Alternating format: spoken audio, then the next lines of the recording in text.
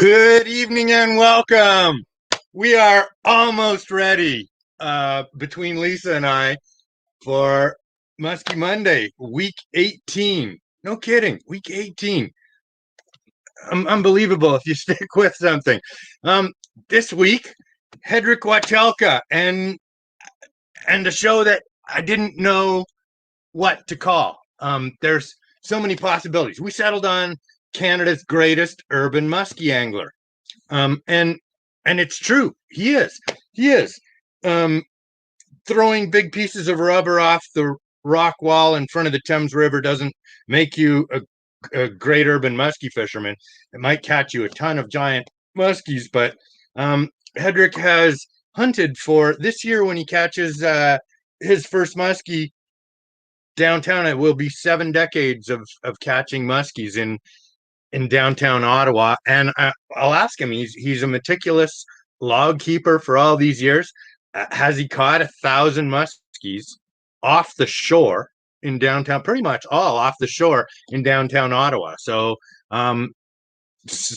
that's who we have on tonight, and that was the obvious topic. He's an outside the box learner. He's an extreme musky learner. There's people who get an addiction to learning, which is all of you. If you're here for the 18th week in a row, that you're one of the people that we're talking about. And the musky community really draws people like that. On the spectrum of extreme, there's the end of the spectrum, and there's Hedrik Wachelka sitting out here. He has a thirst for knowledge that's beyond all of us, and he's learned about muskies in different ways than all of us. And he's caught muskies in different ways than all of us. He's caught them in a seine net. He's caught them in a trap net. He's caught them electro fishing. He's caught them necro fishing. That's a term that Hedrik just taught me a day or two ago, and we'll talk about all the learning that you do from that. He's caught them on a rod and reel, casting and trolling and jigging and live baiting. He's caught them through ice holes in downtown Ottawa. That's a lot of different ways to catch muskies. He's the Muskies Canada chairman, maybe more years than anyone else for our Ottawa chapter. He's probably a guy who's driven more research than just about anybody in Canada, and maybe just about anybody in the muskie world that doesn't have PhD at the end of their name, because he's just citizen interested and citizen dedicated to this. Necro fishing. He is the greatest necro fisher I have ever met. And there's, dead men don't tell stories, but dead fish do.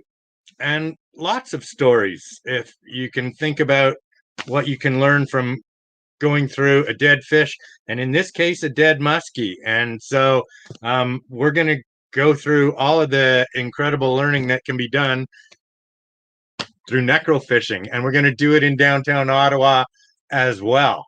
I guess I could have said Hedrik Wachelka, MCI Hall of Famer. That would have just been an adequate title. It's almost like Sir in England in our community, or Hall of Famer Mike Swan. You get that before your name forever. So that's special. And so tonight, Hedrik Wachelka, and a musky life, well lived, Canada's greatest urban angler. And on Ask the Biologist this evening with Dr. Sean Landsman, Lisa, I think we had 3 pictures that we were gonna slide to just to introduce Hedrik at the start. That's right. And you can tell that's not current fish, and that's not current hair.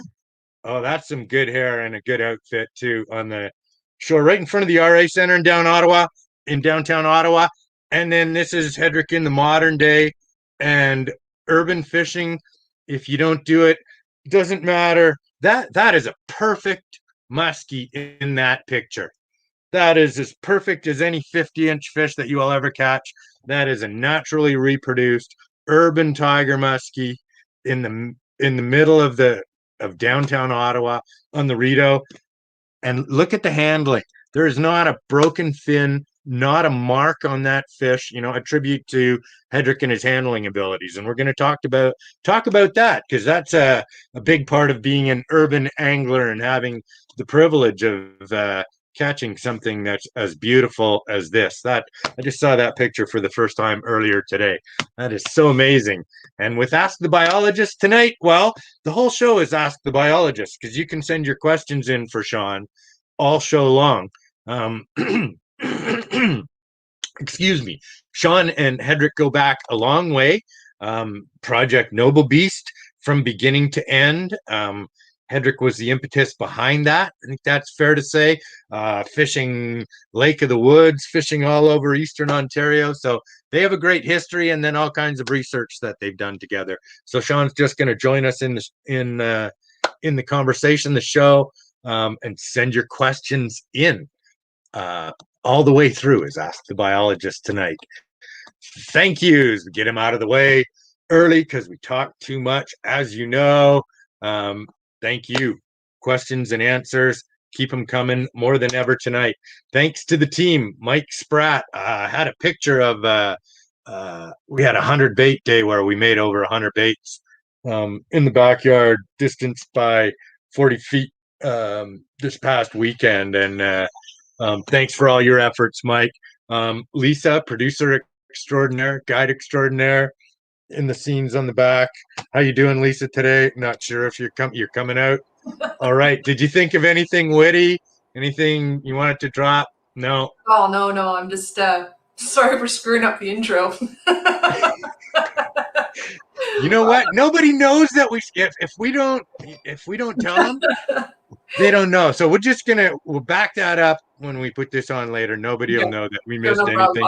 And we're super prepared and ready to go as always. So thanks, Lisa. Good to see you. Mike Kadura, behind the scenes guide extraordinaire. You were really good on last week's show, Mike. Nice job. Thanks. Hey, thank you, John. That was a lot of fun. I really liked it. My mom liked it too. I got to tell you about Hedrik. Working on 2 decades ago when I joined Muskies Canada, Hedrik was the president.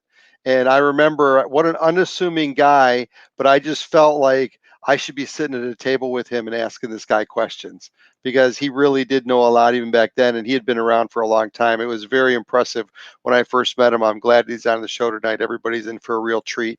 And finally, yesterday, tying a bunch of baits. We did make over 100 baits, and that was a lot of fun too. And they are good-looking baits.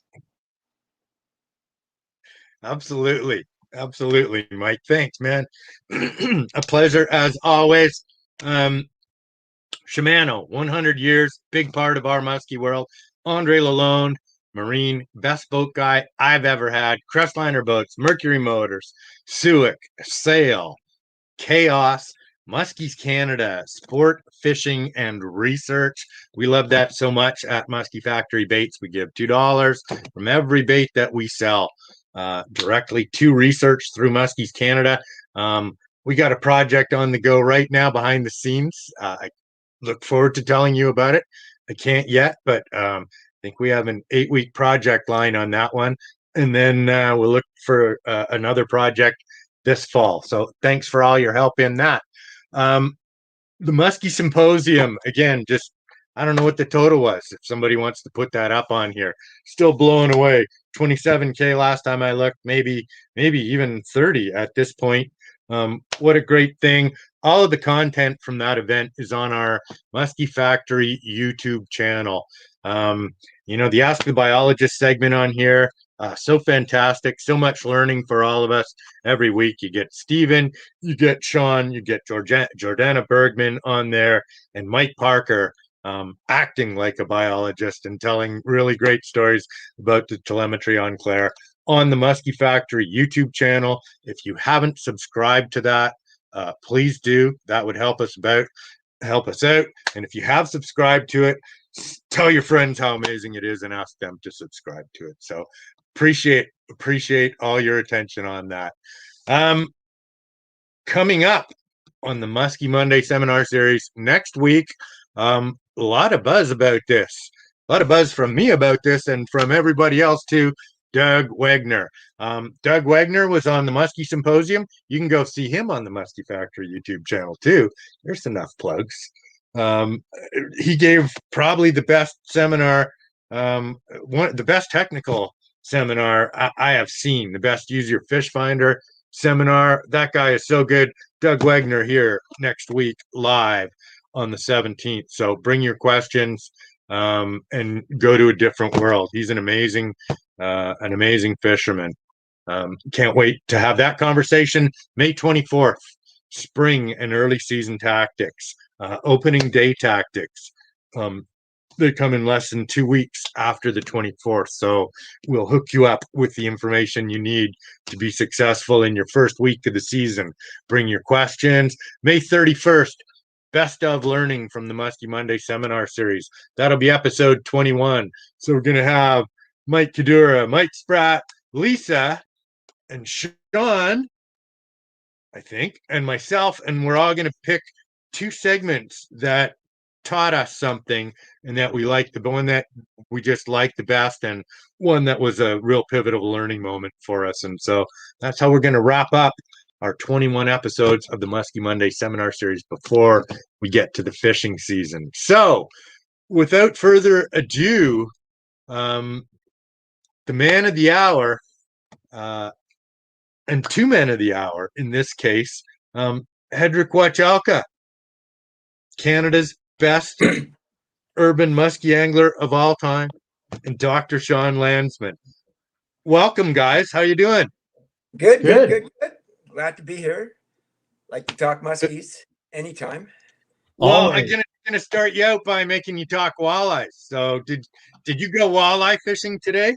Oh yeah, first time this year. We thought we'd give it a shot, and of course, I'm nowhere near the walleye fisherman that I think I should be.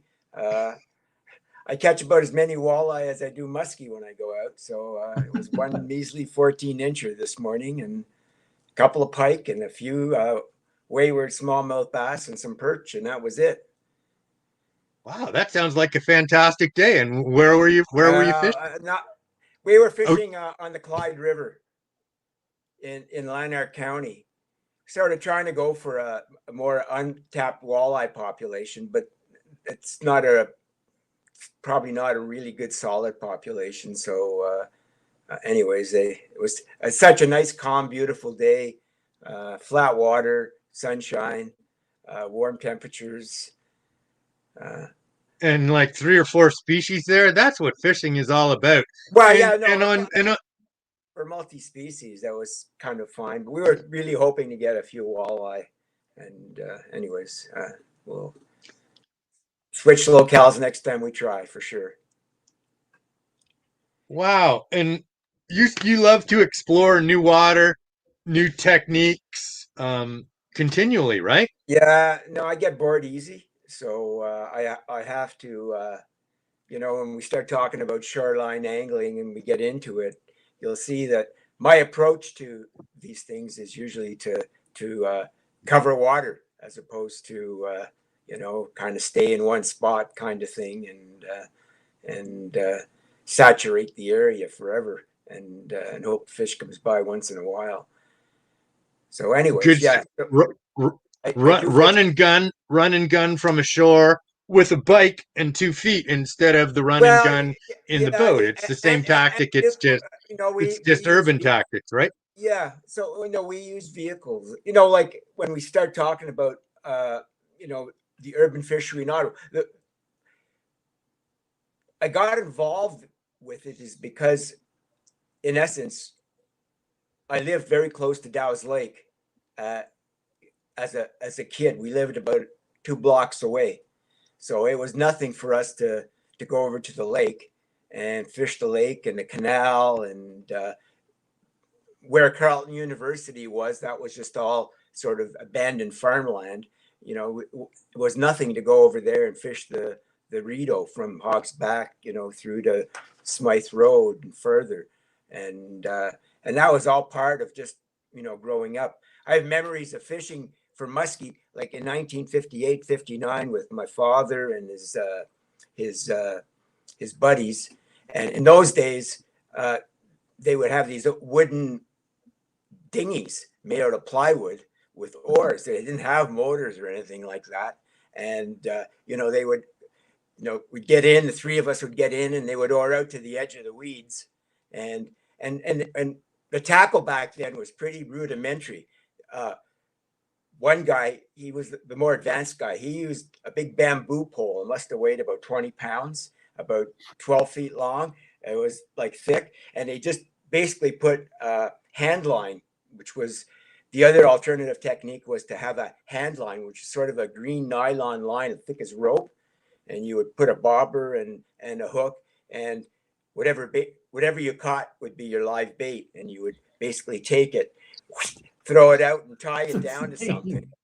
That was the way that we fished for pike and muskie in the Rideau system, in the urban Rideau system. That was the way we did it. And I just remember that one day we were out in the dinghy, and they caught probably a big muskie, and it pulled the pole out of the guy's hands and took off with the pole, and eventually it spit out the bait. But he just couldn't hold the fish. And so that was one of my memories of, muskies are something. And again, it wasn't until fishing from shore in I think 1964 I caught my first mammoth muskie, which was probably all of 29 inches on a worm. And and then there it was. I was kind of really hooked on that fish. It was the special fish. We fished for everything, but that was the special fish. And Cool. and that was the start. And then Where did you catch that fish? In Dow's Lake along the Colonel By side, if people are familiar with where Carleton is today, sort of that side of Dow's Lake. Now, Dow's Lake used to have a train bridge, so it was now that they have the train going under the water, but before there was a train bridge, and you used to be able to cross the train bridge and fish right around the lake if you wanted to, or fish right off the train bridge. The rules back then were quite different than rules are today. We'd walk the train tracks to the Rideau River and the bridge at Carleton that goes over the Rideau River. We'd walk over there, cross that, and you used to be able to look down off that bridge. That's where we got into fish watching, because you can look down off that bridge into the rapids and into the small pools, and you would see muskie kind of laying every now and again. You'd see a muskie sort of laying in a position that a trout would be in that sort of 2 or 3 feet of water in the rapids area. So you sort of get hooked on seeing these big fish down there. And we never catch them down there, but you at least see them every now and again. So that was the start of it. And then you start what happened was I was in middle school, and I came across a muskie book. I wasn't a big reader back then, but in the school library, I came across like a muskie book. I still have it, called Musky Fever by Bob Pinkowski.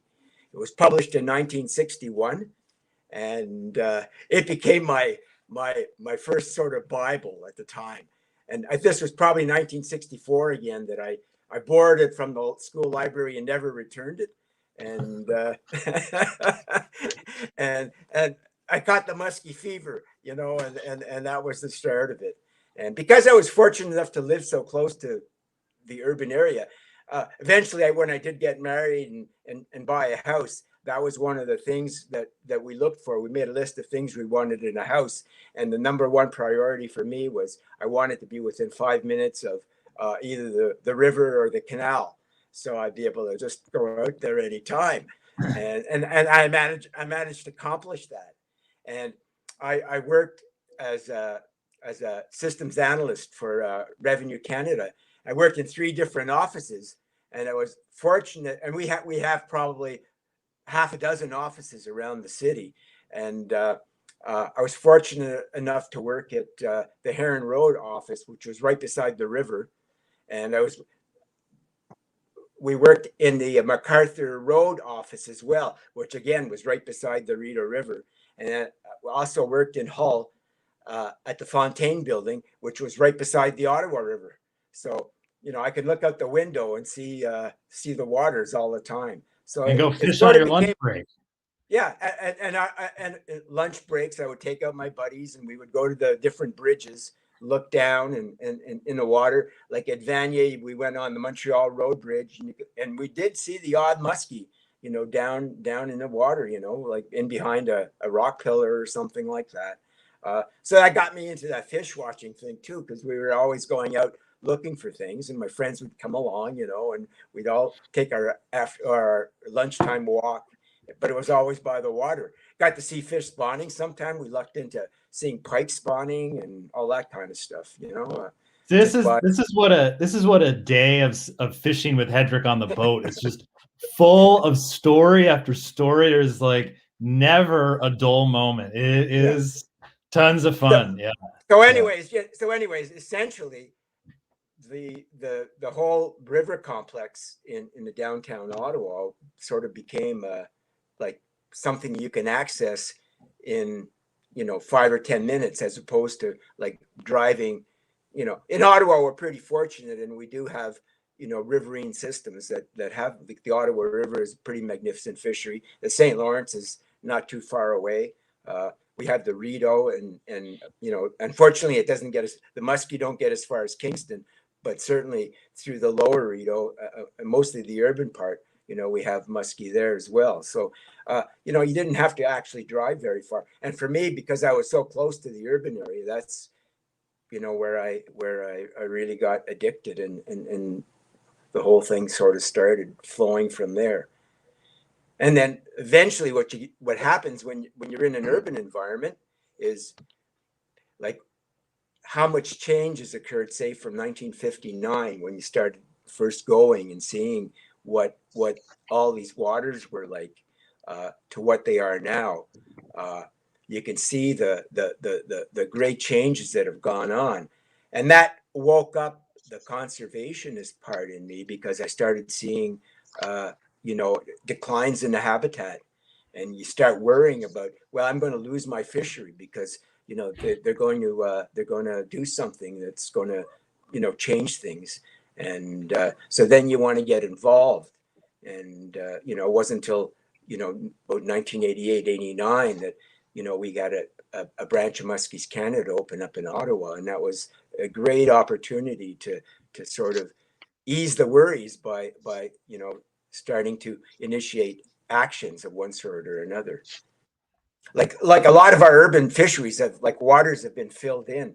Like, man tends to have a terrestrial prejudice. I think we like to as much as possible to encroach on water bodies as much as we can, and a lot of times those encroachments aren't necessarily the most helpful for the water body or the fish or the animals that live there. And in Dow's Lake, I've seen both shorelines get filled in. Like Dow's Lake was bigger when I used to fish it back in the early 60s than it is now. It's been filled in on the Queen Elizabeth side. They expanded the roadway, and they filled in part of the lake. And then on the Arboretum side, that's all basically filled. They filled in little bays and stuff like that with rock rubble. Carleton University, the same thing on the Rideau. In order to create a roadway to go under the Black Train Bridge, that was where we used to. We had our family spring there. There was a spring that used to bubble up, and my father would always go there on a fishing trip. We had a big bottle. We'd load it up with the spring water, and bottle it and bring it home. As part of our catch, and of course. Anyways, you can see at Carleton where they filled all that shoreline in to make a road, so it made the river a lot narrower. It changes the whole downstream setting of the river. St. Paul's University, the same thing. They filled in a lot of wetland there. So anyways, just long story short, you start seeing all that stuff happening through time. You do get a little concerned about what's going to happen to the future of the fishery. I'm old enough now to see maybe I didn't have to worry so much because the fish are still there. They're still reproducing. At least I think they are. And, they're still there for people to try to catch. How healthy is the population now compared to the old days in downtown? In the downtown Rideau, I would say it's better, and probably in Dow's Lake it's better. Mainly Really? because, mainly because back in the day, there was harvest. There was serious musky fishermen, but I've seen a lot of muskies come out of all those reaches. Just lots. I mean, I was a muskie harvester. We had a family tradition of once by the middle of October, the walleye season would sort of peter. We just didn't fish for them anymore, or bass and stuff like that. And we would switch to putting in muskie into the freezer so there'd be enough fish, because we were a fish eating family, enough fish to take us through the ice fishing season, where we could resume walleye and perch and crappie ice fishing. So muskie were big enough that you can stake them up and freeze them, and then you'd have your fish through November and good part of December. So we harvested. I should have. I bet they tasted horribly too. Huh? I should have. I didn't want it. I was thinking about doing this picture because I have a photograph of my father's last muskie that he harvested before he died, and this is back in 1983. He caught it in November along Queen Elizabeth, and out of Dow's Lake, and he's proudly bringing it home. And anyways, that sort of gives you an idea that there was a lot more pressure on the fish in terms of people hauling them home. So I have a question for you, Hedrik. Yeah. Over your decades of musky fishing experience, if you had to think about the one big thing that's changed over that whole time, what would you say would be like the biggest change you've noticed over your entire career of fishing for muskies? The concept, the general acceptance of the concept of catch and release. That has been the big changer. Yeah, the water quality has changed, probably gotten better, both in the Ottawa River and in the Rideau River. The habitat. Harder to see that though. The shoreline habitat has been altered a lot and stuff like that. Maybe that's a bit of a detriment, but the simple fact that people, like back in the old, we harvested fish that were like 28 inches, Yeah. So that's a big that's a big change, And, how would you describe the change in? Sorry if I'm interrupting, guys. Yeah. I'm having real technical issues. Both of you guys are Okay. freezing up on my end over here. So I'm Go just ahead, catching John. bits Go and ahead. pieces. But how would you just? Sorry, Hedrik, if I cut you off there. Gotta spit her out there. How would you describe the change in? How would you describe the change in the fisher in the angling population versus the old days? Amount of pressure, who's fishing? You say that they're releasing now. Is that universal downtown? So who's fishing? No. How's that changed? No. Like shoreline fishing tends to attract the novice angler. It tends to attract somebody who's getting into angling and hasn't had the wherewithal yet to buy a boat and a motor and stuff like that. So I see, some people come along and you talk to them and they're coming there to fish because they're learning musky fishing. They might have some good tackle and some, tackle that might not be considered up to par, but they're just sort of starting out. So, you know, the happy idiot every now and again gets a muskie. You know, that's just, that happens, you know, like I could be sitting there. I've seen it happen to me. I'd be casting for 3 hours, working the shoreline. Some guy shows up, you know, with his little kid, puts on a minnow, heaves it out to where I just finished fishing, and boom, you know, he's got a 40-incher on and going like, what happened there? You know, I'm supposed to get it with all my fancy baits, but you know, so you get a lot of these people that but now with the regulation change, you know, like, I don't think there's as many muskies leaving the water as there was in the old days, but there probably still are some.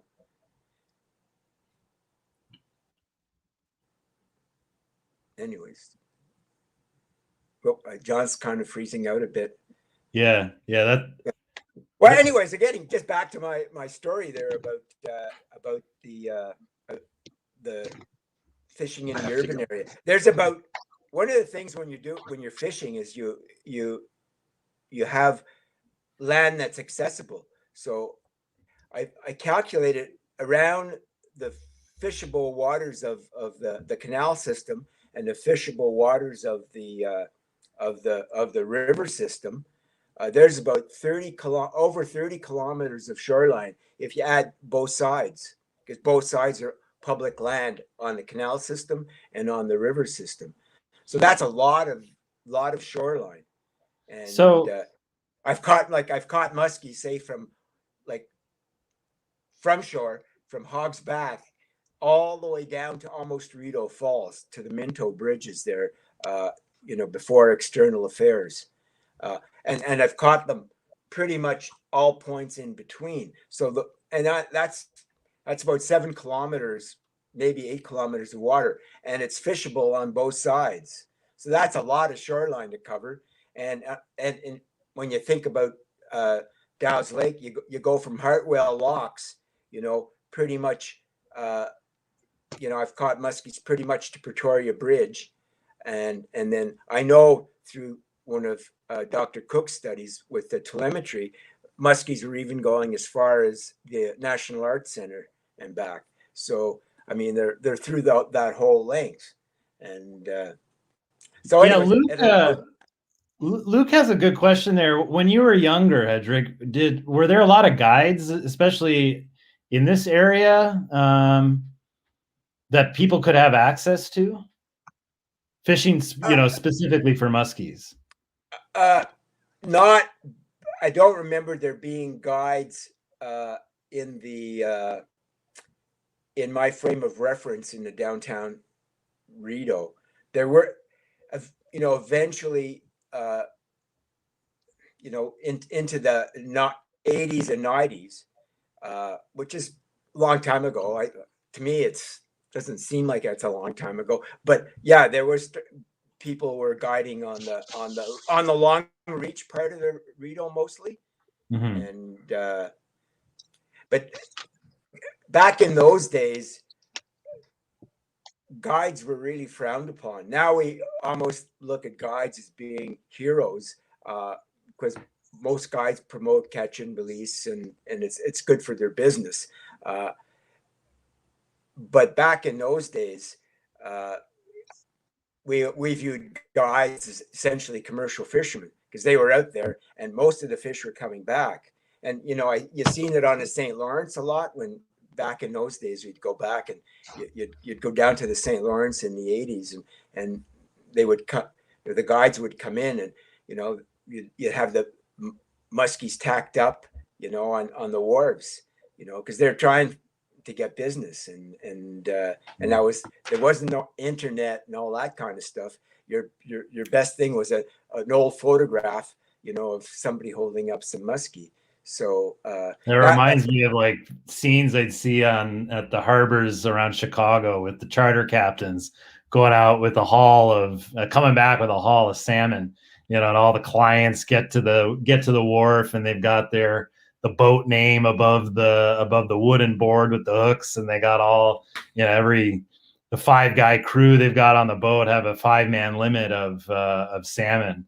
So yeah, that would be very peculiar to see and pretty uncool to see today. So yeah. So M- yeah, I know there was a lot of antagonism between the sort of recreational musky fishermen versus the guide or the commercial guy. But then that really changed. That really changed when the catch and release ethic came along, and now with the photography that's available, the easy photography and all that stuff, it harvesting these animals kind of becomes like a pointless in a lot of ways. Yeah. What were you going to say there, John? I was going to say my what sticks with me from the old days is fish heads. You talk about the dead fish pictures, yeah, at all the marinas. But I used to see at the lodges and fish camps, and maybe even on the Rideau. It used to be so cool to cut the musky head off, and then you nail it up. You nail it up on the tree, and so if the fish camp has covered, all the trees are covered in musky heads. It's a happening place. Yeah, and no, so, in the Kawarthas, I remember seeing on a trip there, we went to some place that there was a guy that had a big garage door, and there was just hammered with musky heads, with their gills splayed open kind of thing and the jaws open. I should try that.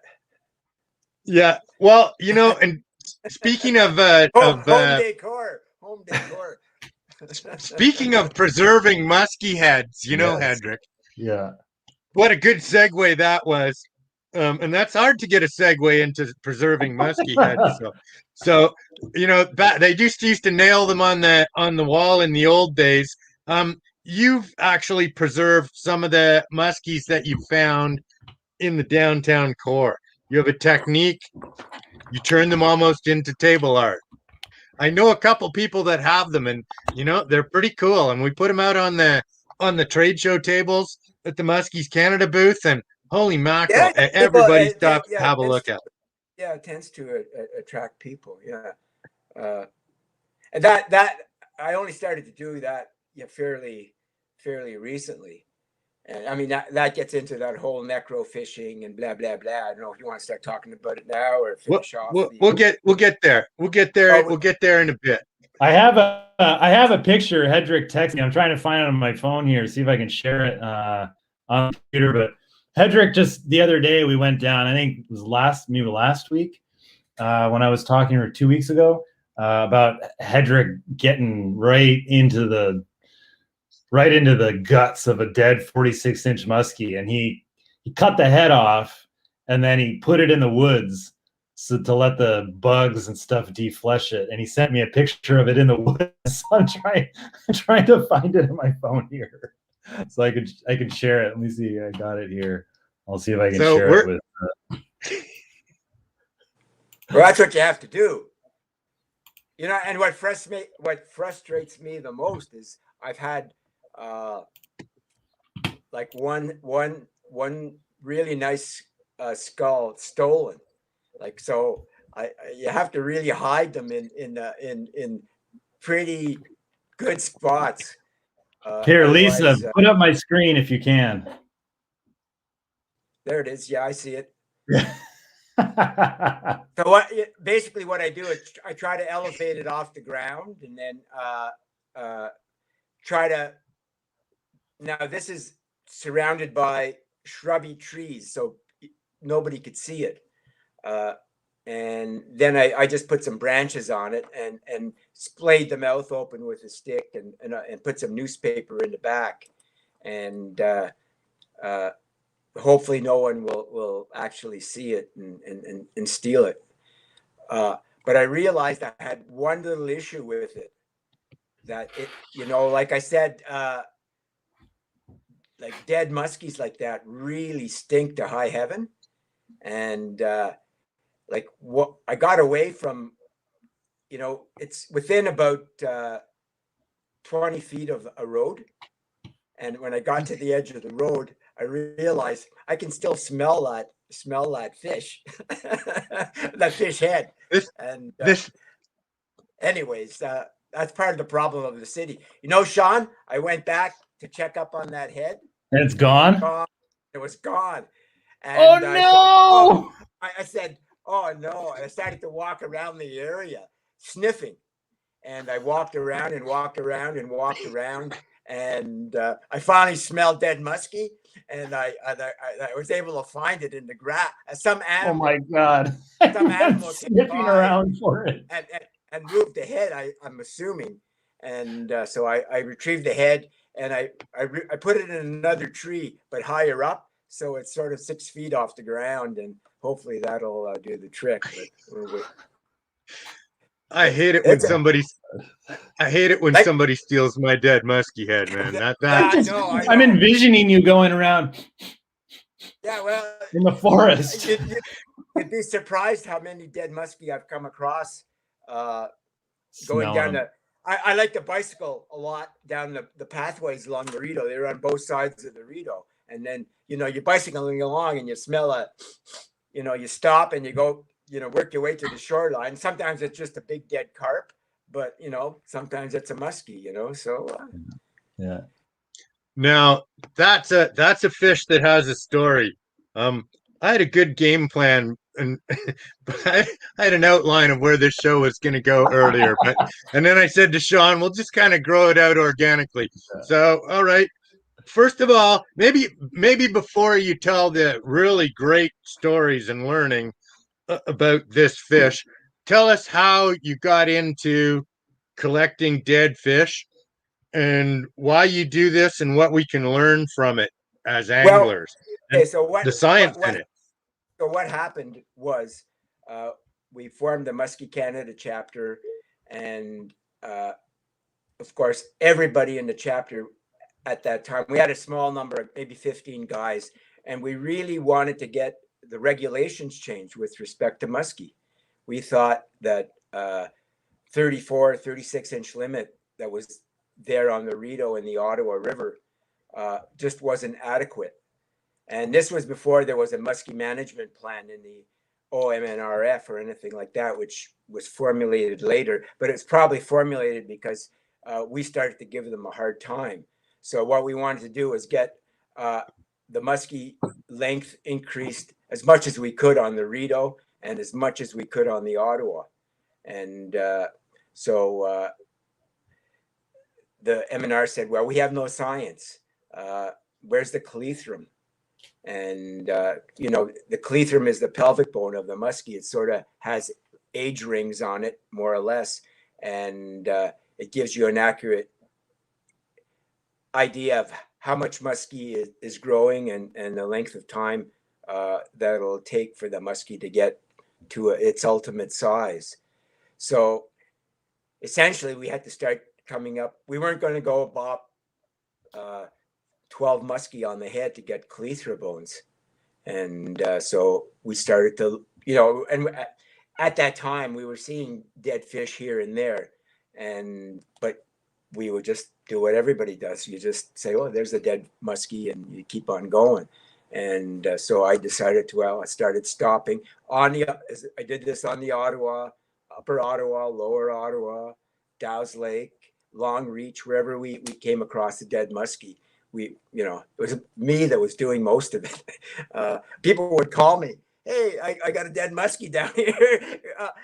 It's just, around the bend at Brewer Park. Yeah, could you come down and check it out? They would just phone me, and I'd go down there and do. No one else is crazy enough to do that. So, anyways, so that's what started it, and from then on, I just started to, we did get the clethrum. They did analyze the clethrum, and for the Rideau, they agreed it was going to be a 44-inch limit. And then they tried to do the same thing in the Moira River system. I don't know if you remember a muskie fishing nut called Frank Shelton, but he organized that, and they got some clethrum, and they were able to get their regulate. So they made a request.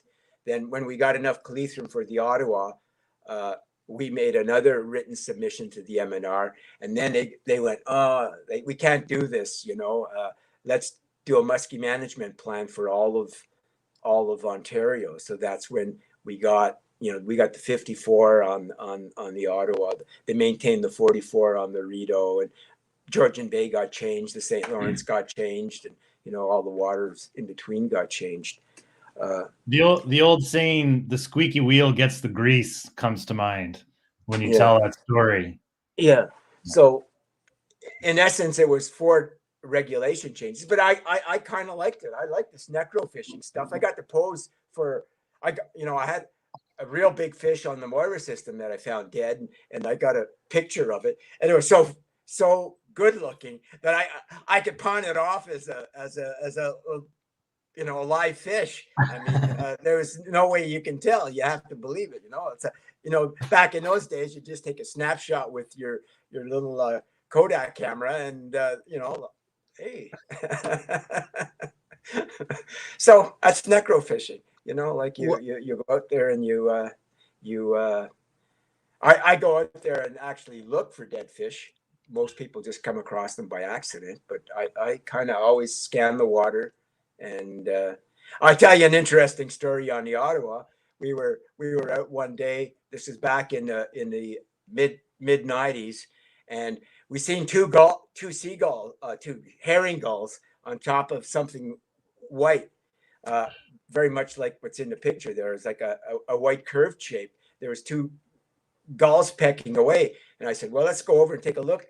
We went over there, and it was like a dead muskie floater, probably like a little over maybe 42 inches or something like that. Probably post-release mortality. So we were already going in. So I said, I didn't want to do anything there, so I just threw it in the boat. We went back to where we were staying, and the proprietor of the campground said, "Well, can I try cooking up the fillets?" So, I did the calithrum, the scale sample, and all that stuff.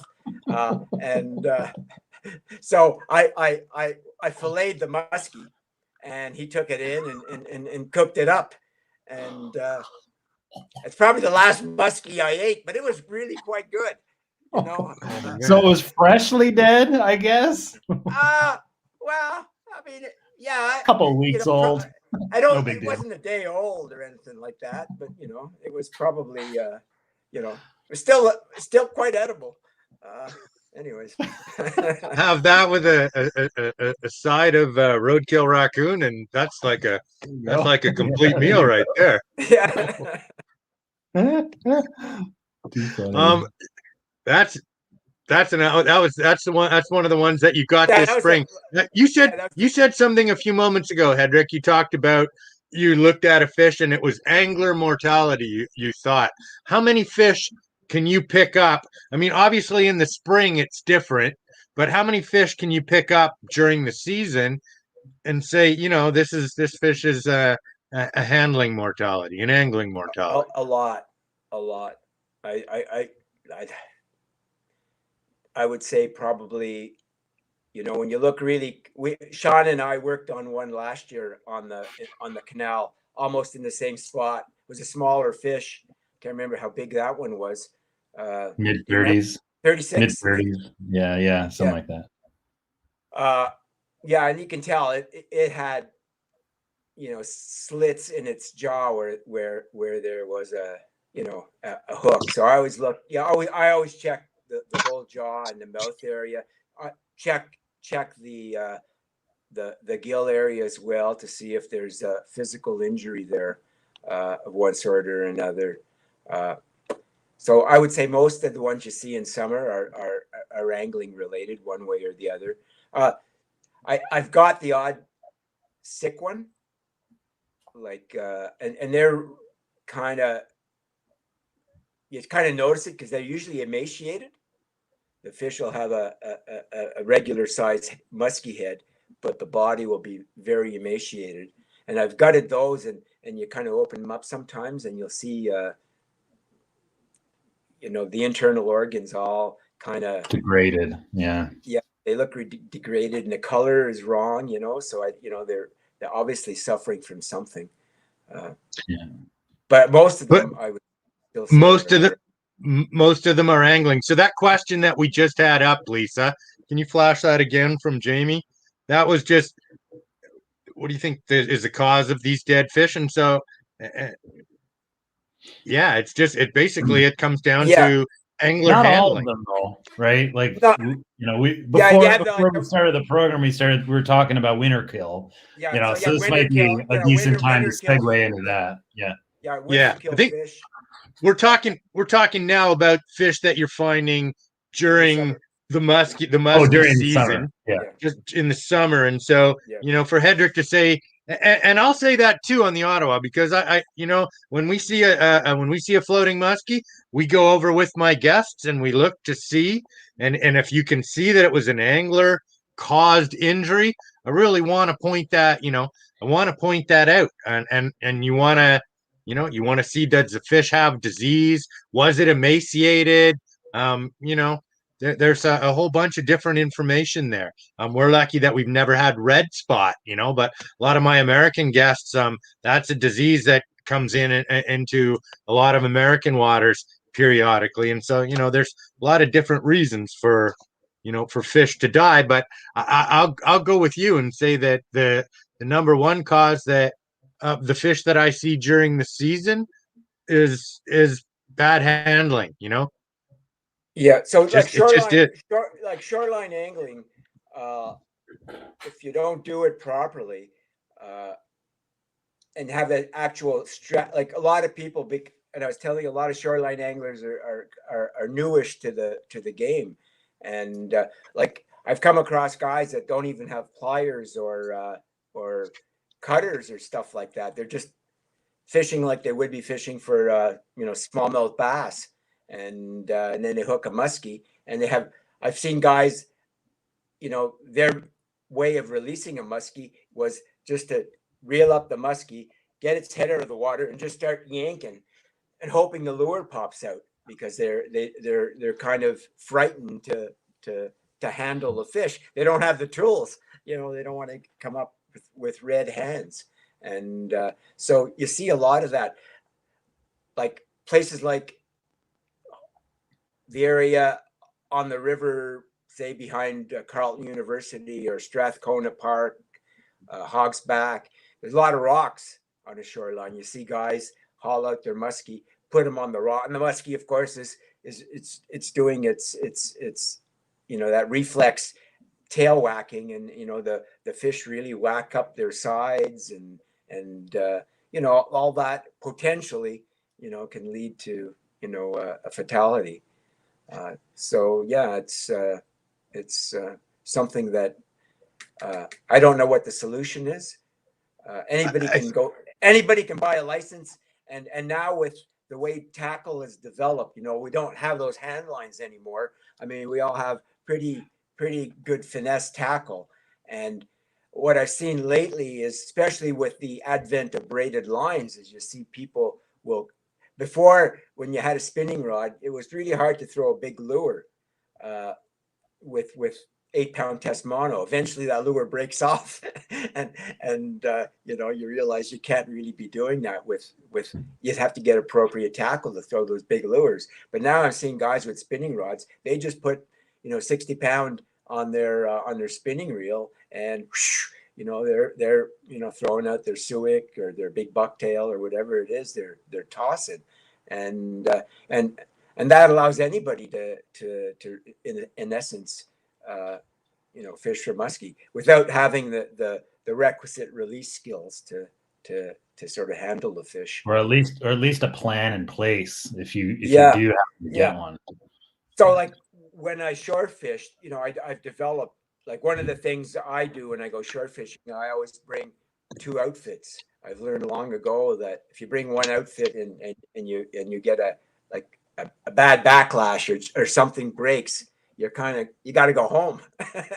That's the end of your day. So I bring two rods, usually one long rod and one short rod, because there's places in that area in the urban waterways that you have lots of backspace to cast, so you can use your long rod. Obviously, in most places you want to get your cast out as far as you can, and then there's other places where you have lots of bush behind you or lots of tall grass, so you're standing there. You can't do a back. You have to actually, sometimes it's more important to watch your back cast then you just have to anticipate where you're going to have that lure fall. And the other key consideration you have to make is there's all, like, you have all this water to fish, but if you hook a fish, are you capable of landing it in the area that you're standing? And I learned that lesson a long time ago. Like, you know, a lot of times, you know, we'd have like a slop bed going out, say 30 feet, and then open water. And you have the main channel of the river, and you'd cast out with spinner baits, and you're reeling, and every now and again you'd hook a muskie, and there's no way you could bring the muskie through the heavy slop beds with all that green algae on top, the heavy weeds. There's just no way. You can't land the fish, and you're either going to have to break him off, or he's going to have to get rid of the lures. So in essence, when we hit that situation now, I don't even bother casting, because you know you're not going to be able to bring that fish in. And or places where you have high walls, and like around the canal, there's some places that the seawall is a lot higher off the water. And you know, I used to have to actually, to land the fish, I used to have to actually lay down on the seawall, get right down to the water, hook my legs on the bar, and then like reach down with my pliers to sort of shake the hooks out. And you know, I was risking, if my legs let go, I just go whoosh, right into the canal. And so, like, but not everybody's going to do that. Actually, probably no one else is going to do that. And so anyways, yeah, you have to have some sort of strategy in mind before you make your cast, is how you're going to land your fish. And then my preferred method of landing now is just to bring the fish, you know, close to shore, take a picture of the fish with the lure in its mouth or something. I got into taking like headshots of the muskie.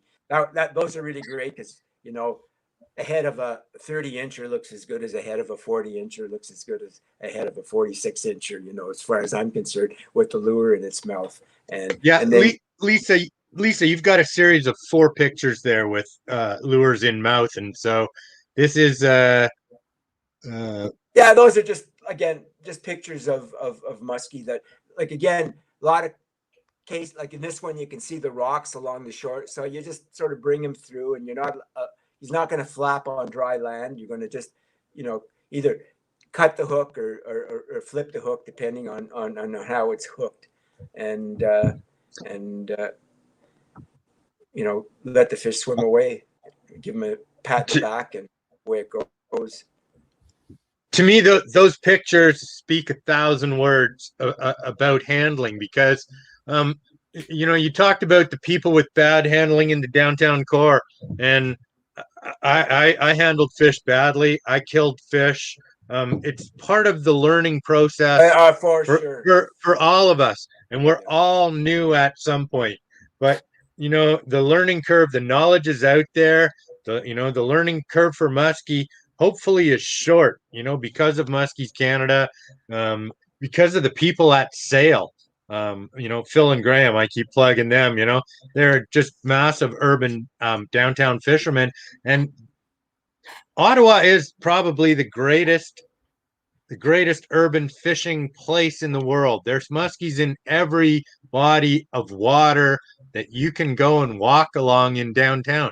You can fish off the shore in so many different places, and so many, well, of course, so yeah, many. I talk about the, you know, the canal part and the area below Hog's Back, but the Mooney's Bay Reach, there's probably about a half dozen access points. A lot of private land there, but there's still, you know, there's the whole Mooney's Bay area of the beach, and the side opposite off of Cochar Avenue. Again, all sort of public shoreline if you want to work that shoreline. And then even upstream, there's parks embedded all the way up along, a lot of private houses.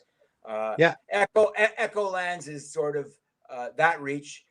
There's really basically the Echo Lands, the launch facility, and maybe a couple of small parks with a little bit of shoreline. And Chapman's Mill offers, you know, you see a lot of shoreline fishermen there.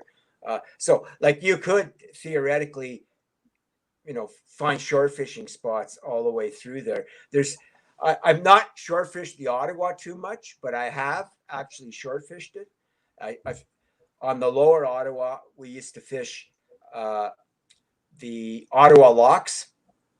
If you know, at the Chateau Laurier, the Ottawa locks, that area in there is a natural. It's almost like a little bay from the main current that's flowing down, and it's a decent walleye spot, and the muskies tend to hang there. We used to fish there after they drained the canal system. I don't know if it would wash out muskies, but it was it was sort of the peak period, sort of mid-October, that period from shore. We used to shore fish Rideau Falls.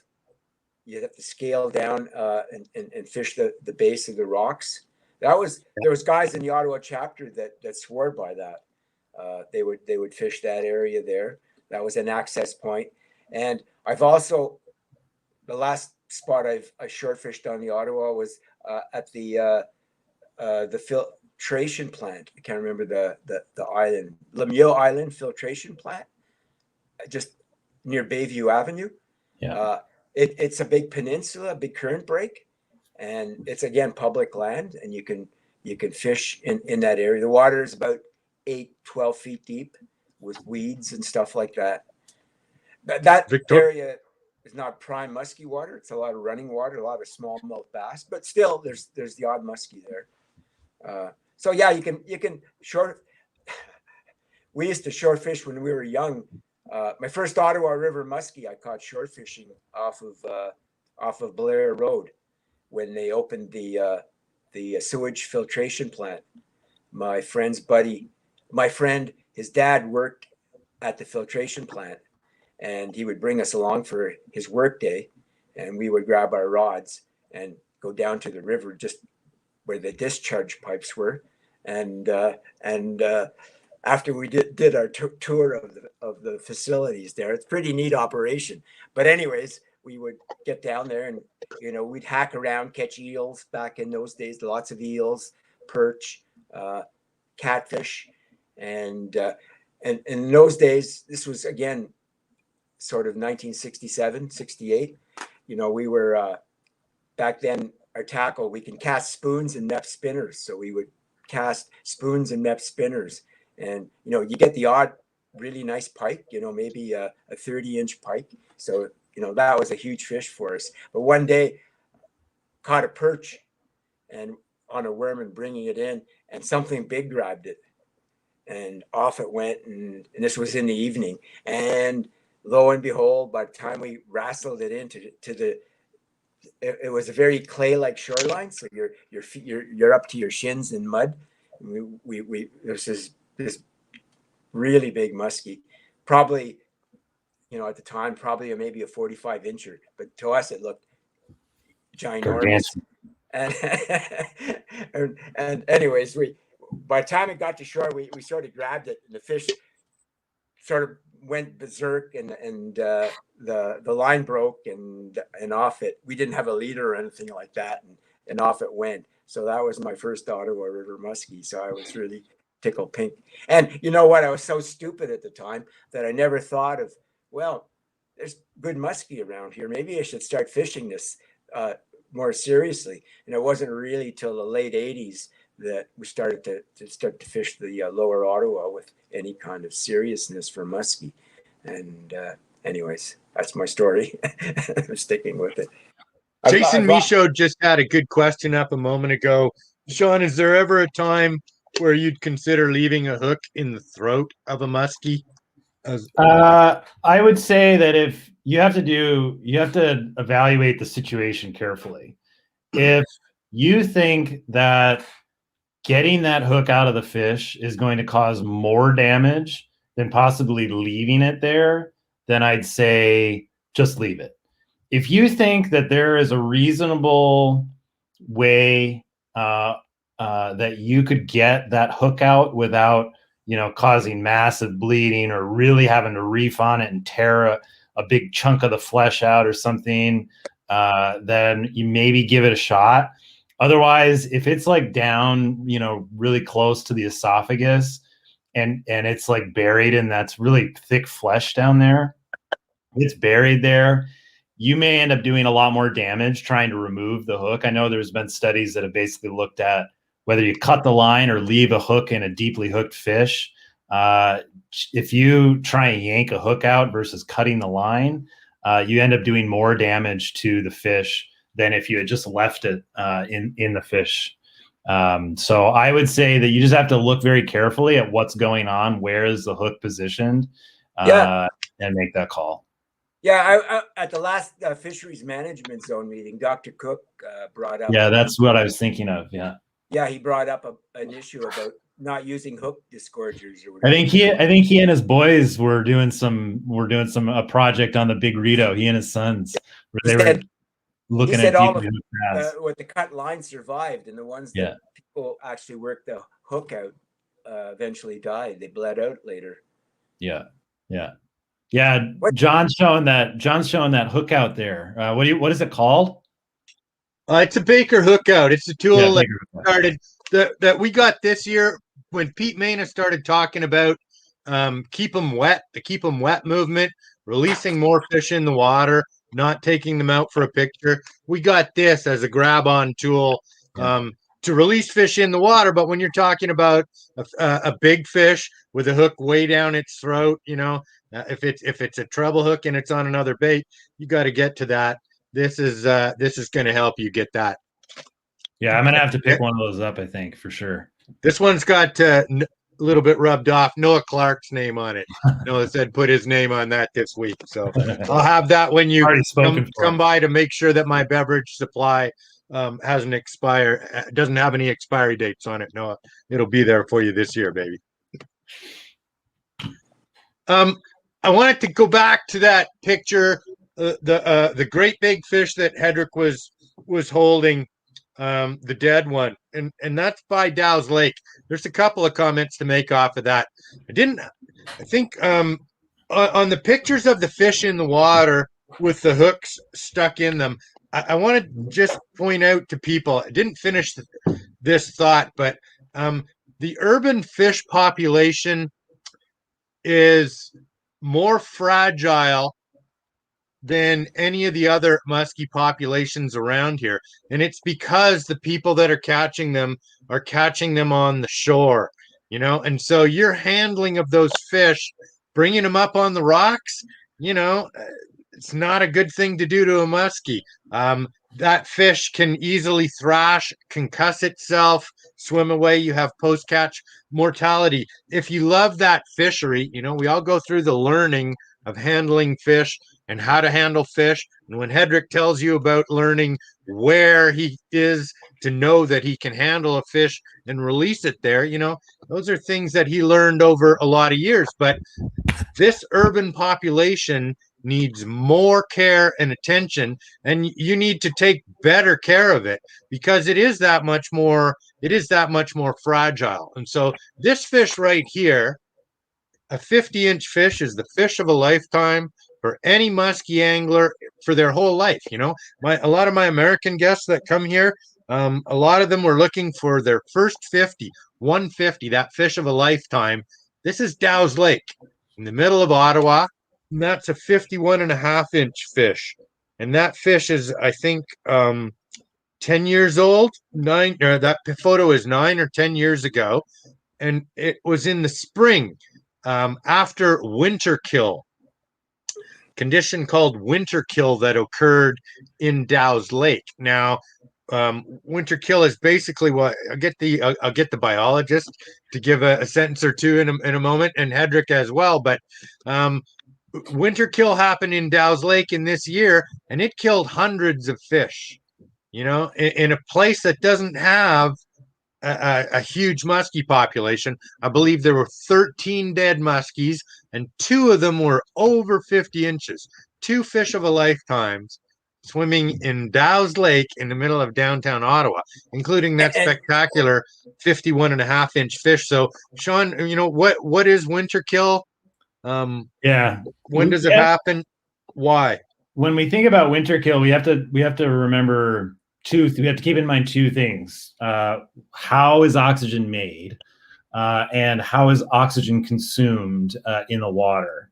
And oxygen is consumed in the water just through the things that live in it, but it's also consumed when things die, particularly plants, and decomposition uses up oxygen. So keeping that in mind, dead things use up oxygen when the decomposers come by and try and break that material down. Second is, in order to make oxygen, one of the things you need is photosynthesizing organisms to make that oxygen in a water body. So something like phytoplankton, algae, or plants. Okay, now what's happening in winter? Well, if we think back to summer, you got lush vegetation, and then you come fall, we have a lot of that vegetation. The water starts cooling, the days get shorter, the photo period gets shorter. A lot of that vegetation starts to die, and then under the ice, that plant material is just left to basically decompose on the bottom of the lake.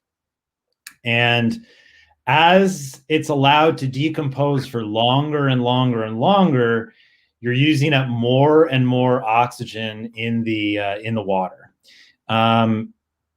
When you couple that with thick ice and snowpack on top of the ice, you get limited amounts of light coming into the water because it's blocked by the ice and the snow.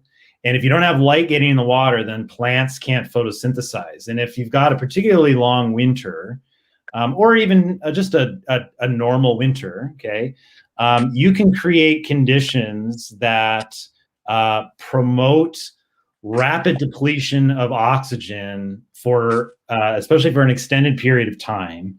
But you get this depletion of oxygen, and things that can't swim away may die. So I know this year, Hedrik saw a lot of bullhead that died, but no musky that died. Maybe with the exception of that one that we saw.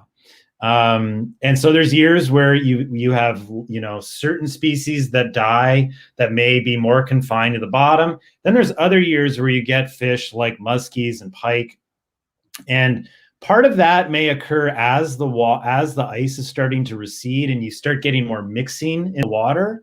And so you get these areas that have low oxygen that now kind of permeate other sections of the lake, and drop the oxygen content in those sections of the lake. And that's kind of the worst condition that you can get, when all this low oxygen water starts to mix with other areas in the water body. And if it mixes quickly, then you have a recipe for disaster there in terms of getting a large number of fish to die at once. It's pretty common in the temperate latitudes to get some degree of winter kill. Surviving the winter is really stressful because a lot of fish don't eat during the winter, or they don't eat as much during the winter. And so they're having to rely on energy stores that they've built up over the summer, previous spring, summer, and fall. And so, if they're older, they're immunocompromised, something's going on with them, and then add in a bit of extra stress from lower oxygen at the end of winter, that may push a fish over the edge. So you may get years where, it's pretty typical to see dead fish. Dow's is a little bit different because you've got the drop in water levels during the fall. And effectively what you create is this, little pond, more or less. And it's, pretty stagnant, right? It's fairly stagnant. So you're not getting a lot of water movement until the ice comes off and they start adding back water into the canal. So happens a lot on Dow's Lake. And maybe on Mooney's Bay and Echo Lands to a certain degree as well, although there's obviously much more flow in those sections. A lot more flow, especially again. Yeah. Again, they drop it out. And the flow continues. The flow over Hog's Back continues. All winter. So I don't. The reach that worries me is that Dow's Lake Canal reach, and I think there's some very poor water management there by Parks Canada. In that what they do is they kind of for the skating activities, they raise the water to what they call a skating pool. And then, they thicken the ice and all that nice fine stuff, and everybody goes out and skates, and from mid-January to mid-February. And then once the skating season is over, what they do is they do about a 3-foot drop. So you've given the fish, say, in places 4 feet of water to play with in depth, and then all of a sudden you drop it 3 feet. You only have about a foot of water left. And I don't think that is really good water management for supporting the wildlife that still survives in the in that urban reach. Interesting. Yeah. The other little thing I would add is that one of the things the Ottawa River keeper is hot on the collar about these days is the runoff from salt and all that stuff into a water body. During the spring melt, and you're seeing a lot of, like, when I look at the usage of, I'm not even sure it's salt, but it's colored blue, and they throw it all over the sidewalks and the roads on both sides of the Rideau River, both sides of the canal, and all that stuff, all the storm sewers along the roads are all going into the water bodies. So I wonder if there's, like, in the downtown part especially, and I wonder if that is having another bad effect on that kind of fishery. I guess it's part and parcel of being in an urban environment, but it might have a negative effect as well.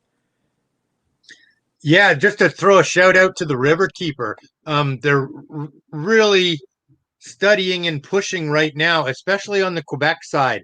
I think the city of Gatineau uses, it's not salt, it's a salt derivative or another close to salt chemical, but the effects on the riparian zones are extremely negative, and on fish reproduction. And so, we learn to do everything better as we go. We don't dump raw sewage in anymore. We learn to dump better chemicals into our river. And so it's just the evolution. But the River Keeper as an organization, for anybody who doesn't know about that, what a fantastic group, environmental group, grassroots group, politically powerful group that looks after your water on every level around here, has an open line of communication with the government, and they are drinkable, swimmable, fishable water. Okay, what a great model for an environmental organization. So as fishermen, you want to support them too. You keep hearing Sean, if you go back through our show, and Dr. Cook at the symposium with his presentation. If you want to build something, you need a foundation. You look at at fundamental components in the fishery, that riparian zone, you need to look after that. If you don't have a strong riparian zone, you don't have a strong fish population. And so kudos to the River Keeper, and another great initiative from them, and really interesting eyes, Hedrik. Just what you see over all of these years in the canal, and coming up with that, and the dropping the 3 feet out. Do they still dynamite downtown? Not as much. They're allowed to dynamite, and they still do. But it's much more limited. It's controlled now, isn't it? Yeah, they used to dynamite from basically Old City Hall, which is Green Island, all the way up to Brewer Park or Billings Bridge. And now they just dynamite the first little section, because once they dynamite the first little section, then they can get their machine in, and then the machine breaks it up the rest of the way, if the machine is available. But that's a whole other story. That population, if we just go back to Dow's Lake for a moment, and when you see 13 dead muskies like that from winter kill, the evidence, and it's neat because Jordana's study under you, Sean, or under Stephen, is about muskies traveling through the locks and going from one section to another. And I don't know the total number of transmitted fish in Dow's Lake, but I'm only aware of one fish with a transmitter on it that ever went through the locks. And it was the first fish that was ever transmitted in the canal, I believe. And yeah, it went upstream, I think. Went through the locks and sat in the reach beside Carleton for 3 or 4 days and pouted, and then went off into Mooney's Bay. And so other than that, that population of muskies, and it's interesting to consider, on the Ottawa, the dams create different populations in different sections. That Dow's Lake population is like a probably a mostly self-sustaining population without having the scientific data to back that up, but that's what it's looking like. And then the Mooney's Bay section, maybe something similar as well. Yeah, I think Mooney's Mooney's would have plenty of shoreline habitat for that would promote spawning, I assume. Dow's definitely, around this time of year, they're probably going to start. They're probably getting going spawning if they haven't already. In fact, I'm pretty sure they probably have already gotten going. But now we've got the water levels in the canal have raised, and so there's now a couple of creeks and things they can get into along the canal. And I talked to someone just walking along last year. I just struck up a conversation with them, and they told me that they saw a spawning pair of muskies in Patterson Creek, if anyone's familiar with Ottawa. But there's lots of places in Dow's Lake where they would have access to good spawning habitat. So, that's Dow's Lake is special because it has a very good population of muskies, some big ones, and it's sustained through primarily, through 100% natural reproduction. Maybe a bit of movement of fish from in that Mooney's winter Bay, kill, but in that winter kill that John has been talking about, where we had the 13 muskie, we did have one young of the year muskie. It was like a maybe a 10-incher that we dragged up as well. So it goes to show you that. And the other ones went all the way from that 10-incher to 50. So they were all size ranges. So it just shows you that there is reasonably good natural reproduction going on there now. And I want to take a second, just because I just saw that question that got thrown up on the screen there.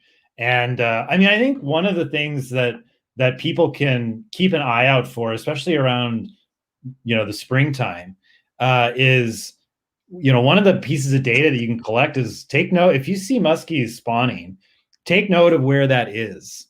I would maybe like to see at some point the development, and this is something I'm kicking around, but the development of a website that allows people the opportunity to basically, you have citizen scientists that are out there, eyes on the water, looking for spawning fish.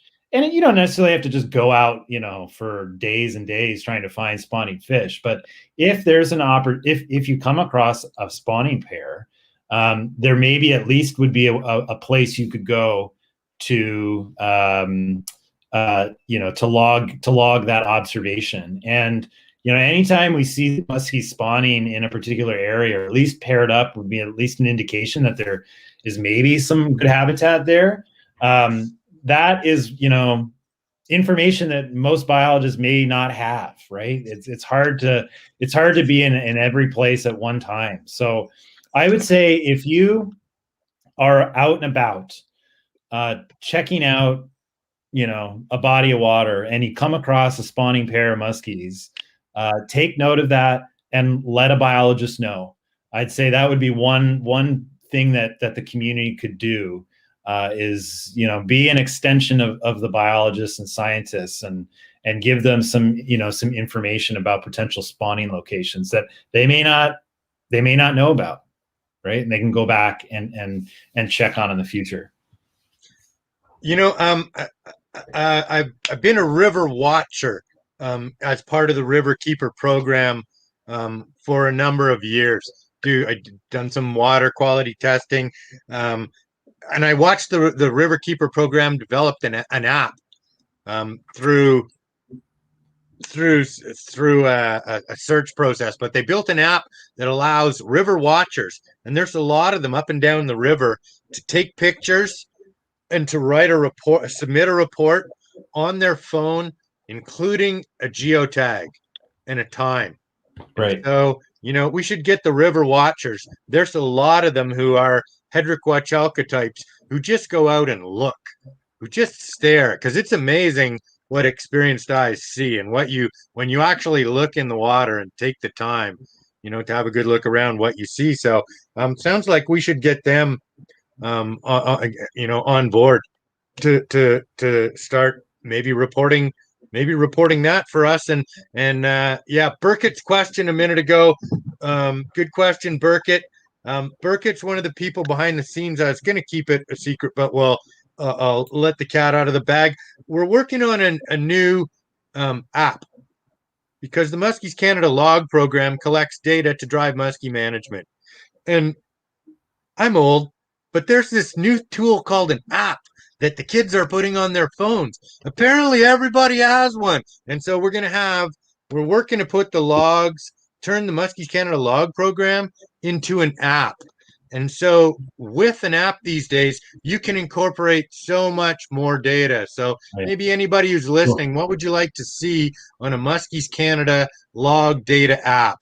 A geotag, ability to add a picture tied into weather, barometric pressure, rising or falling, moon phase. You can, you have the ability to submit time significant apps and coordinate data around that. So going forward, just an opportunity to collect a whole bunch more robust data to effectively manage the muskie fishery going forward. So cat's out of the bag.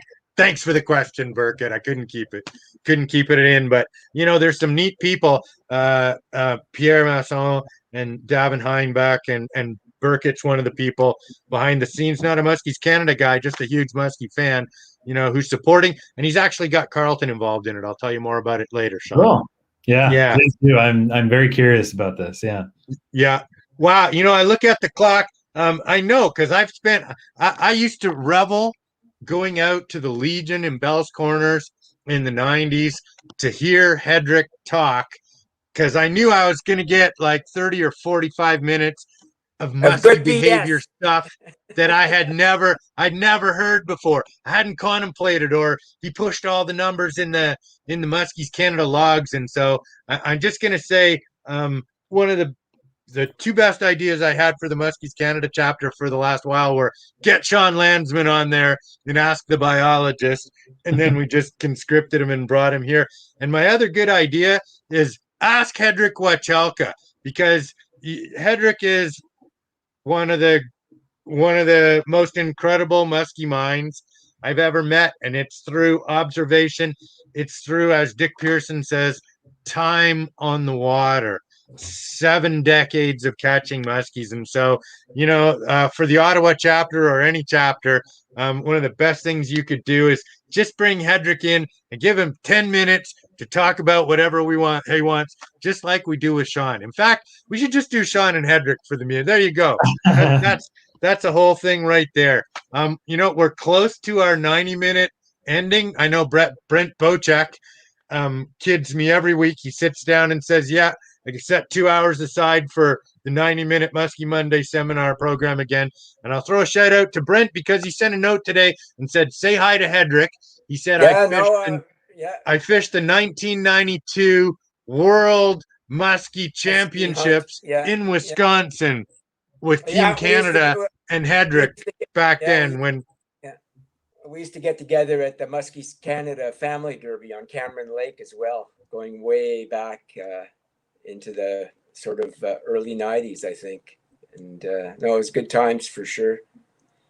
Yeah, so there's a shout out from Brent. And I heard you answer this question. I heard you answer this a decade ago, Hedrik, and so I'm going to ask you again, maybe a good place to end. When was or when will be the golden age of musky fishing around Ottawa?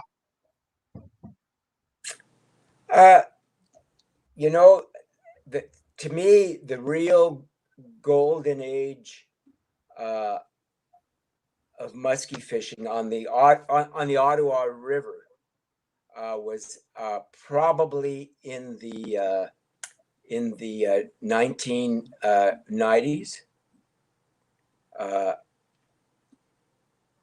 The muskies, and that actually goes, for the Upper Ottawa all the way down to through Montreal.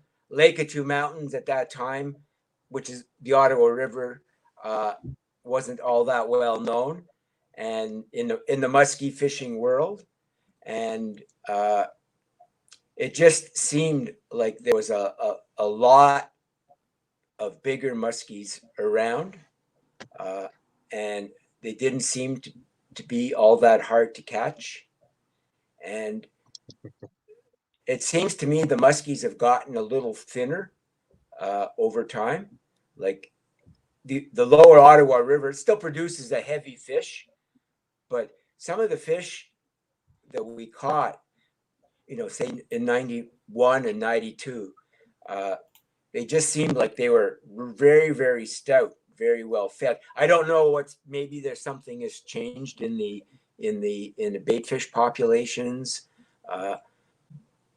but the fish, John would know. I don't know if they get as tubby as they used to get. No, but I just remember I've got pictures where you're holding up a 42-inch fish, and it's got like a huge girth on it. It's just incredible. So I don't know, from a perspective of the quality of fish, that was kind of a goal. And the fishery was a bit of a secret to. I remember Jim Sarek coming to one of our meetings. On the Ottawa River. We had the meeting, and he was down for a fish, and we had we arranged a chapter meeting at the Rockland Marina, which is no longer there.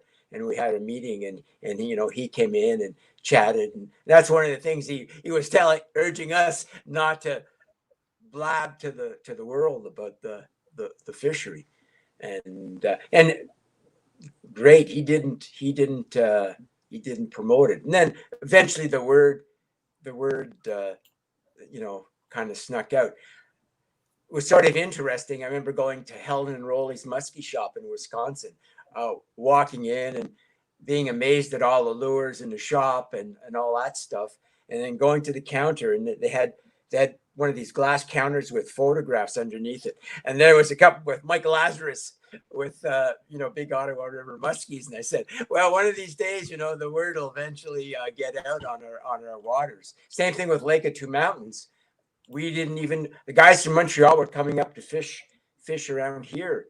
They were driving past Lake of Two Mountains because they didn't know, they had that. They were coming up and fishing the Rideau, and then all of a sudden, the word got out on a Lake of Two Mountains, and it was producing ginormous fish for a number of years. I haven't been back there in a decade or so, but anyways, those 90s were really great times for catching really healthy fish on the Ottawa River.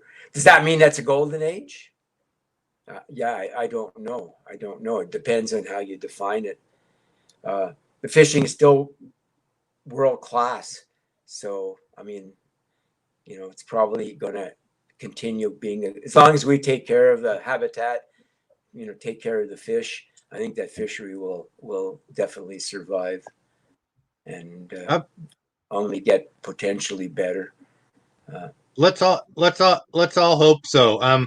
A quote that I used from Jim Sarek a lot going back a few years was, back at that time when he was first coming up, he called the Ottawa River the last bastion of pure musky fishing left in the world, and that's like the best quote I could possibly assign to our area. That's how special it is around here, and we had it all to ourselves in the 90s. And another Sarek line, he talks about dumb fish. Jim Sarek is always in pursuit of the next generation of dumb fish. Yeah, So that exactly. fish that haven't seen lures, fish that haven't been caught, or in the U.S., it's first and second year generation of a place that just got stocked, and where they started, where they started a stocking program. But in the '90s, our fish hadn't all seen lures, and they hadn't all been caught, and there were a bunch of dumb muskies, and they were definitely fatter back then. That's a Mike Lazarus comment from one of our recent conversations about how much thicker the fish were in the old days, and it's interesting to ponder how many of our fish have been caught and how many of them been caught multiple times, because in the bass world, when they start to study bass that get caught multiple times, it changes their feeding habits. It makes them a whole lot more reticent to just go and eat, and in some cases it turns them to eating other types of prey, and they don't have as much. So are the muskies thinner because we've been catching them, because they've all been caught a little bit, and it takes some recovery and they're a little more careful? They never used to follow lures to the boat as well. Another last quote is, we never had follows in the we never had follows in the '90s. They just ate the bait. They never even got to the boat. What So a day. that was a whole lot different. Now you got to really be on your game, and you're going to catch almost half your fish at the side of the boat. So yeah, no, I wasn't certainly until when I went with Sean to Lake of the Woods, and I realized how muskies follow and follow and follow and follow and follow. I remember having a follow, and I just got too tired to keep going because it would just, no matter what you did, the fish would just follow. I mean, it was crazy compared to what my experience had been, fishing sort of Eastern Ontario for a lot of years. And fishing pressure does change the fishery. I think that's kind of, it evolves the fishery certain ways, and you have to kind of live with that. And I think the musky fishing pressure, in the Ottawa River especially, is the Rideau River has always been a pretty busy place for musky fishing, but the Ottawa River is certainly the pressure there has accelerated a lot. In the '90s, we'd go out there, and we might be the only musky boat out there. There might be 8 walleye boats. Now you go, there's 2 walleye boats and 8 musky boats. It just almost reversed itself. Like it's pretty different, I think. Yeah, a lot of people finding what we knew all along. Some of us for even 7 decades. You can't blame them. Can't blame them for liking musky fishing. There's an awful lot to like there. When I was fishing the Ottawa River, the Upper Ottawa River, past Arnprior, from Arnprior to Portage de Fort, a lot of times, we had sections of water to ourselves. I would never see another musky guy, like, opening day, and you can run your 25 spots and know you're the first person on each spot. And I went up about 3 years ago. A friend of mine wanted to catch a muskie. He's not a musky fisherman, so we rigged up and we went up there, and it was sort of about a week after opening, and we rowed out there and out of the Bonnechere River, and I looked around, and there was like 5 musky boats, almost one in every one of my spots. As I looked over through the horizon and going, hey, there's somebody on my spot there, somebody there, and they were all like well-rigged boats. It wasn't like they were guys in tinnies or something horsing around. So we ended up changing over and fishing for walleye, but it was something that happens, I guess, when a fishery gets popular. John, can I get the last word in before we let everyone go? Yes, absolutely. Okay. All right. But the last word that I want folks to walk away from this episode is just how steeped in the musky lifestyle Hedrik is. Hedrik and I are good, probably number one musky buddies up here. We spent a lot of time in the boat together, and Hedrik lives the musky lifestyle. he's looking for musky books. He's got musky art up there, musky poetry. He loves the research as much as the fishing. A lot of us love the fishing, right? And for some of us, that's enough to scratch the itch. But Hedrik's itch is really deep, and he's got to kind of scratch that itch in any way possible. And one of the reason that Hedrik came into my life was through his love of research. And I, just from a personal standpoint, am forever grateful that I had the opportunity. Some of you may know that Hedrik worked really closely with me on Project Noble Beast, but Hedrik and I were out almost every day of the open water season in 2009 and as well in 2010 together. And he was my sidekick, my partner in crime, and I will personally forever be grateful for Hedrik's friendship during that time. So there's no one else quite like Hedrik out there, and to me, he is kind of what I would consider to be the bar in terms of someone's involvement within the musky angling community. Hedrik sets a really high standard, in terms of how involved you can get within this community, both from a fishing standpoint, but research, all aspects of muskies. So anyway, I feel very privileged to know Hedrik, and it's been fun tonight. I saw some photos tonight that I've never seen before, and I already sent Lisa an email saying, if I can get Hedrik's permission, I need those photos to hang on to some of those ones where his hair is not shock white. So anyway, I had a lot of fun tonight just listening to. And as my dad just said in the Facebook comment, Hedrik is the GOAT. He is the greatest of all time. So. There you go. Well, thank you guys. That's a lot to it's going to go to my head anyways. There, to the teacher's teacher. So thanks for teaching both of us and so many people in this area so much about muskies for so many years, Hedrik. Fantastic that you were here. Sean, 9 o'clock, 8:42, and you're not a dad yet. That's right. We got through episode 18. Yeah. Thank you again. Thank you again for being here. We'll see y'all next week with Doug Wagner on the Musky Monday Seminar Series, episode 19. Peace out. Bye, everyone. Whoa.